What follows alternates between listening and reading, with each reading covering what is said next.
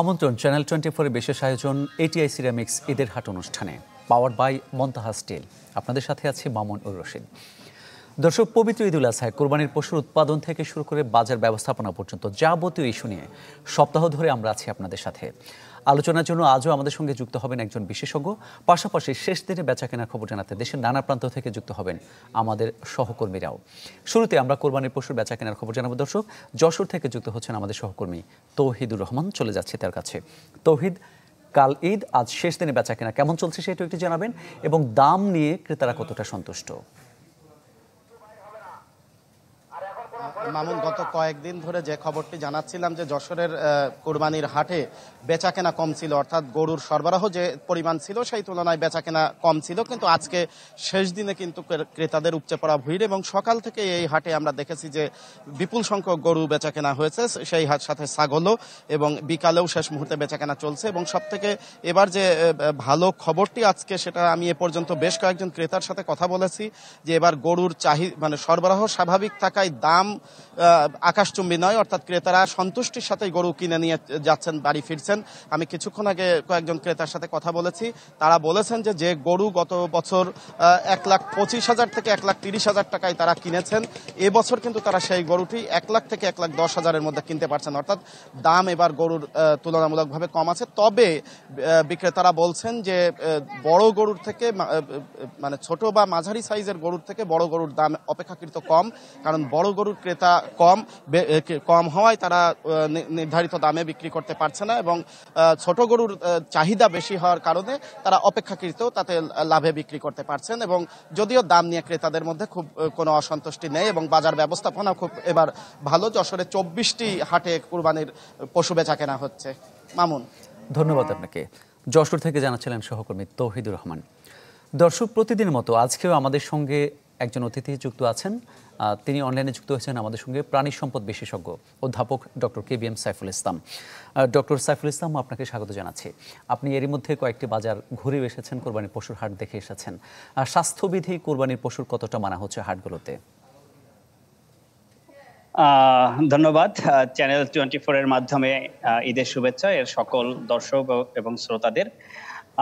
বাংলাদেশের পরিপ্রেক্ষিতে আসলে কোরবানির হাটগুলোতে স্বাস্থ্যবিধি মানাটা কষ্টকর। আসলে এটা ম্যাক্সিমাম ক্ষেত্রেই সম্ভব হয় না মানাটা, এবং খুবই স্বাভাবিক। বাংলাদেশের প্রত্যন্ত অঞ্চলগুলো, বিশেষ করে গ্রাম অঞ্চলে যেসব হাট আছে, সেসব হাটে আসলে স্বাস্থ্যবিধি মানার কোনো সুযোগ নেই, চাইলেও পারা যায় না। আসলে আমি যেসব হাট ঘুরেছি সেখানে আসলে স্বাস্থ্যবিধি, আমি বলবো যে আসলে কোনো বালাই নেই স্বাস্থ্যবিধির, কেউ মানছে না, কোনো তদারকির ব্যবস্থাও নেই। তবে ঢাকা শহরে যেসব হাটগুলো আছে, বিশেষ করে সিটি কর্পোরেশনের আওতাধীন এবং প্রাণী সম্পদ অধিদপ্তর যেখানে তাদের মেডিকেল টিম প্রেরণ করেছে, সেসব অঞ্চলে গরু ছাগলের বিশেষ করে গরু ছাগলের স্বাস্থ্য সুরক্ষায় স্বাস্থ্য সেবা এবং চিকিৎসা সেবা সার্ভিস ওখানে দেওয়া হচ্ছে, এটুকু আমি জানি। জি, আপনি জানেন যে গরু মোটা তাজাকরণের জন্য কিন্তু এক ধরনের কৃত্রিম রাসায়নিকের ব্যবহার আছে দীর্ঘদিন ধরে। এবার বাজারে সেগুলো কেমন দেখেছেন? এক সময় আমি এটা বলবো যে একটা সময় গেছে 5 থেকে 7 বছর আগে, যখন স্টেরয়েড, হরমোন বা এই জাতীয় অস্বাস্থ্যকর কিংবা অবৈধ ওষুধপত্র, হরমোন দিয়ে গরু মোটা তাজাকরণের একটা প্রবণতা আমরা আমাদের খামারিদের মধ্যে একটা সময় লক্ষ্য করেছি।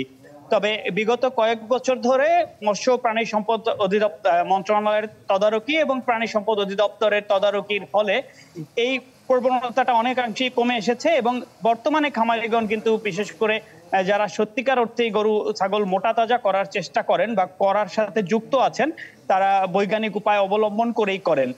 আর যদি কেউ স্টেরয়েড কিংবা হরমোন ব্যবহার করে গরু মোটা তাজাকরণের কার্যক্রম করেনও, সেটা খুবই সীমিত বলে আমি মনে করি। আমি যে কটা হাত দেখেছি, আমার কাছে এরকম স্টেরয়েড দিয়ে মোটা তাজা করার গরু সেই অর্থে সেভাবে আমি নোটিশ করিনি, এটা আমি বলবো। আপনি বিভিন্ন হাটে ঘুরেছেন, আমরা যদি বলি যে কি কোরবানিযোগ্য সুস্বাস্থ্যের অধিকারী গবাদি প্রাণীর হারটা কেমন দেখেছেন? এটা বেশ ইতিবাচক আমার মতে, কারণ গরু এখন কোরবানির হাটে যে সকল গরু উঠছে, বিশেষ করে কোরবানির যোগ্য যে সকল গরুগুলো উঠছে, আমাদের খামারিরা এখন বেশ সচেতন এবং আমি দেখেছি গরুগুলোর স্বাস্থ্য বেশ ভালো, এটা বলতে হবে। এবং এরা যে যত্নে লালন পালন করা, এটা তাদের দেখে বোঝা যায়। কৃষ্ণকায়, ক্ষীণকায়, অসুস্থ প্রাণী কিংবা কোরবানির জন্য হাটে তোলা হয়েছে এরকম গরুর সংখ্যা আসলেই নগণ্য, খুবই সামান্য, খুবই মানে এটা ধরার মধ্যে নয়। আমি বলবো বেশ হৃষ্টপুষ্ট এবং ভালো স্বাস্থ্যবান গরু ছাগল এগুলোই আমি দেখেছি ম্যাক্সিমাম হাটগুলোতে। জি, ডক্টর সাইফুল ইসলাম, আপনাকে ধন্যবাদ। আপনি আমাদের সাথে থাকুন, একটা ব্রেক নিতে হচ্ছে আমাদের, বিরতির পর আমরা আবার আপনার কাছে ফিরব। দর্শক, ঈদের হাট অনুষ্ঠানে একটা বিরতি নিচ্ছি, আমাদের সাথেই থাকুন। দর্শক, আরেকবার স্বাগত জানাচ্ছি ATI সিরামিক্স ঈদের হাট অনুষ্ঠানে, পাওয়ার্ড বাই মন্তাহা স্টিল। এই পর্যায়ে ময়মনসিংহ থেকে আমাদের সঙ্গে যুক্ত হবেন সহকর্মী সুলতান মাহমুদ কনিক। সরাসরি চলে যাব তার কাছে। কনিক, কি পরিস্থিতি দেখছেন হাটে, বেচাকেনা কেমন চলছে, দাম নিয়ে সন্তুষ্ট কতটা ক্রেতারা? মামুন, শেষ পর্যায়ের যে কেনাবেচাটা সেটি কিন্তু এখন চলছে। আমি আছি ময়মনসিংহ নগরীর সার্কিট হাউস ময়দানের পাশে গরুর হাটে। আপনাকে একটু দেখানোর চেষ্টা করব। এখানে প্রচুর সংখ্যক গরু উঠেছে, অর্থাৎ কুরবানি দেওয়ার জন্য যে পছন্দসই যেরকম গরু দরকার, মানুষ ক্রেতারা যারা আছেন, যারা খোঁজেন এরকম গরু কিন্তু এখানে প্রচুর সংখ্যক আছে। তবে বিক্রেতারা যারা আছেন তারা বলছেন যে এখানে ক্রেতার তুলনায় গরুর সংখ্যাটা অনেক বেশি, বিশেষ করে বড় গরুর সংখ্যাটা বেশি। এই বড় গরুর সংখ্যাটা বেশি থাকার ফলে, এই ক্রেতার সংখ্যা কম থাকার ফলে কিন্তু কাঙ্ক্ষিত যে দাম, সেই দামটা কিন্তু বিক্রেতারা যারা আছেন তারা পাচ্ছেন না। অনেক ক্রেতার সাথে কথা বলেছি, তারা বলছেন 1 লাখ টাকার মধ্যে যে সকল গরু রয়েছে সেই গরুগুলি তারা দামটা একটু বেশি চাচ্ছেন। অর্থাৎ যারা বিক্রেতারা আছেন 1 লাখ টাকার মধ্যে যে সকল গরু, সেই গরুর দাম তুলনামূলকভাবে অনেকটাই বেশি। আর সেই ক্ষেত্রে যে বড় গরু যেগুলি রয়েছে সেইগুলি বিক্রেতারা বলছেন যে এই গরুর ক্ষেত্রে দামটা অনেকটা কম। অর্থাৎ ক্রেতারা বলছেন যে 1 লাখ টাকার মধ্যে গরু তাদের জন্য দামটা বেশি হচ্ছে, পাশাপাশি বড় গরুর যারা বিক্রেতারা আছেন তারা বলছেন তাদের জন্য ক্রেতা পাচ্ছেন না। অর্থাৎ এই পরিস্থিতিতে আছে, যদিও এখনো রাত আছে, কালকে সকালে যেহেতু ঈদের যে আনুষ্ঠানিকতা কুরবানির, সুতরাং সকাল পর্যন্ত কিন্তু গরু এখানে কেনাবেচা হয়ে থাকবে। মামুন, কনিক, ধন্যবাদ আপনাকে। ময়মনসিংহে কোরবানি পশুর বেচাকেনার খবর জানাচ্ছিলেন সহকর্মী সুলতান মাহমুদ কনিক। দর্শক, আপনারা জানেন আমাদের সঙ্গে অনলাইনে যুক্ত আছেন প্রাণী সম্পদ বিশেষজ্ঞ অধ্যাপক ডক্টর KBM সাইফুল ইসলাম। আমরা আবারও তার কাছে চলে যাচ্ছি। ডক্টর সাইফুল ইসলাম, বিরতিতে যাওয়ার আগে আমরা অনেক কথা বলছিলাম, এখন আপনার কাছে যে বিষয়টি জানতে চাই, কোরবানি তো আমাদের দেশে 3 দিন ধরে দেয়া হয়। এই সময় যারা বাড়িতে পশু রাখবেন, কোরবানির পশু, সেগুলো যত্নার্থে কিভাবে করতে পারেন? ধন্যবাদ। একটা গুরুত্বপূর্ণ প্রশ্ন, কারণ আমরা জানি আমাদের দেশে কোরবানির ঈদ সাধারণত প্রথম দিন, দ্বিতীয় দিন এবং তৃতীয় দিন পর্যন্ত কেউ কেউ কোরবানি দিয়ে থাকেন। অনেকে প্রথম দিন এক জায়গায় দিয়ে পরের দিন আবার দেশের বাড়িতে চলে যান, সেখানে দেন, এরকম আছে। তো যত্ন আদির বিষয় যেটা আমাদের মধ্যে যেটা লক্ষণীয় যে বিষয় হচ্ছে যে আমাদের গরুগুলোকে কিংবা খাসি, ছাগল যেটাই হোক না কেন, কোরবানির পশুকে অনেক বেশি খাওয়ানোর একটা প্রবণতা দেখা যায়। এটা দয়া করে করবেন না, আমি নিষেধ করব যে অনেক বেশি খাওয়ানো এটার দরকার নাই। কারণ এই 1 দিন 2 দিন খেলে খুব বেশি মাংস বেড়ে যাবে এরকম কোনো কথা নাই। দ্বিতীয়ত হচ্ছে কোরবানি জবাই দেওয়ার 12 থেকে 24 ঘন্টা পূর্বে খাবার দাবার আসলে বন্ধ করে দেওয়া ভালো। সেই ক্ষেত্রে গরুর মাংসের কোয়ালিটি, গুণগত মানটা ভালো থাকবে। পক্ষান্তরে যেটা করতে হবে, প্রচুর পরিমাণে ফ্রেশ, তাজা, সতেজ, মানে পানি যেটা একদম পরিষ্কার পানি, সুপেয় পানি যেটা, এটা খাওয়াতে হবে প্রচুর পরিমাণে। সেই ক্ষেত্রে আমাদের যে চামড়া ছাড়ানো বা স্কিনিং যে প্রসিডিউরটা আছে সেটা তুলনামূলক সহজতর হবে এবং মাংসের গুণগত মান ভালো থাকবে। আর এই সময়টাতে গরুকে সম্ভব হলে 1-2 বার গোসল করিয়ে দেয়া, 1 দিন 2 দিন যদি থাকে একবার সুন্দর করে ভালো করে গোসল করিয়ে দেয়া, যাতে তার গায়ে যে ময়লা আবর্জনাগুলো লেগে আছে কিংবা তার মল মূত্র যেগুলো লেগে আছে সেগুলো যাতে পরিষ্কার পরিচ্ছন্ন থাকে। কারণ গা যদি পরিষ্কার থাকে তাহলে মাংসের কোয়ালিটিটাও আমরা ভালো পাবো, মাংস সংক্রামিত হওয়ার সুযোগটা কমে যাবে। এটা একটা বিষয়। আর এমনিতে নর্মাল খাবার দাবার আমরা যেগুলো খাওয়াই সাধারণত, কিছু কাঁচা ঘাস, কিছু দানাদার খাবার এবং পর্যাপ্ত পরিমাণ পানি, এইগুলো দিলে আমার মনে হয় যে 1 দিন 2 দিন রাখার জন্য কোরবানির পশুর জন্য যথেষ্ট। ডক্টর সাইফুল ইসলাম, আপনি একটা বিষয় জানেন যে কোরবানির পশুর চামড়া আমাদের অন্যতম একটি সম্পদ, আমরা এটি রপ্তানি করে থাকি।